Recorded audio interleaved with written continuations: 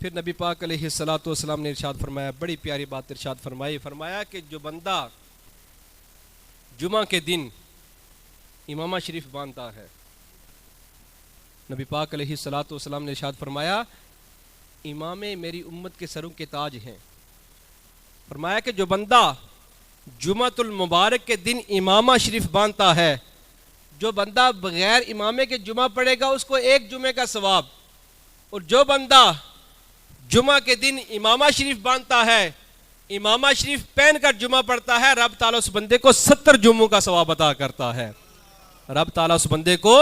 70 جمعوں کا ثواب عطا کرتا ہے۔ پھر ایک اور حدیث پاک کا مفہوم نبی پاک علیہ الصلوۃ والسلام نے ارشاد فرمایا کہ جو بندہ جمعہ کے دن امامہ شریف باندھتا ہے، رب تعالیٰ اور رب تعالیٰ کی رحمت کے فرشتے جو ہیں اس بندے پر درود بھیجتے ہیں۔ رب تعالیٰ کی رحمت کے فرشتے اور رب تعالیٰ خود بھی اس بندے پر درود بھیجتا ہے۔ پھر نبی پاک علیہ الصلوۃ والسلام کی حدیث پاک کا مفہوم اب دیکھیں کہ جمعہ کا دن کتنے برکتوں والا دن ہے، کتنی عظمتوں والا دن ہے۔ حدیث پاک کا مفہوم نبی پاک علیہ الصلوۃ والسلام نے ارشاد فرمایا کہ جو شخص جمعہ کے دن اپنے والدین کی قبر کی جا کر زیارت کرتا ہے، اگر دونوں فوت ہو گئے ہیں تو دونوں، اگر ایک فوت ہوا ہے تو ایک، فرمایا کہ جو بندہ جمعہ کے دن اپنے والدین کی قبر کی جا کر زیارت کرتا ہے، وہ زیارت اپنے والدین کی قبر کی کرتا ہے، رب تعالیٰ اس بندے کے سارے گناہوں کو بخش دیتا ہے۔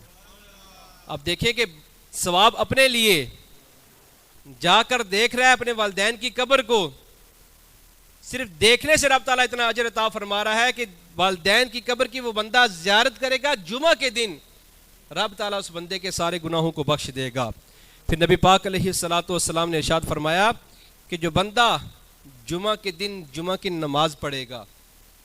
جمعہ کی نماز پڑھنے کے بعد وہ بندہ عصر کی نماز تک مسجد میں بیٹھا رہے گا، عصر کی نماز تک مسجد میں بیٹھا رہے گا، اگر تو مغرب تک بیٹھے تو زیادہ بہتر ہے۔ نبی پاک علیہ الصلوۃ والسلام نے ارشاد فرمایا جو بندہ جمعۃ المبارک کی نماز پڑھنے کے لیے آیا، جمعہ کی نماز اس نے مسجد میں پڑھی اور عصر کی نماز تک وہ بندہ مسجد میں بیٹھا رہا، رب تعالیٰ اس بندے کو عمرہ کرنے کا ثواب عطا کرے گا۔ پھر فرمایا کہ جو بندہ جمعہ کی نماز مسجد پڑھنے کے لیے آیا، جمعہ کی نماز پڑھی، عصر تک مسجد میں رہا اور عصر کے بعد وہ مغرب تک مسجد میں بیٹھا رہا، مغرب کی نماز بھی اس بندے نے مسجد میں پڑھی، رب تعالیٰ اس بندے کو حج کے ساتھ عمرہ کرنے کا بھی ثواب عطا کرے گا۔ رب تعالیٰ اس بندے کو حج و عمرہ دونوں کا ثواب عطا کرے گا۔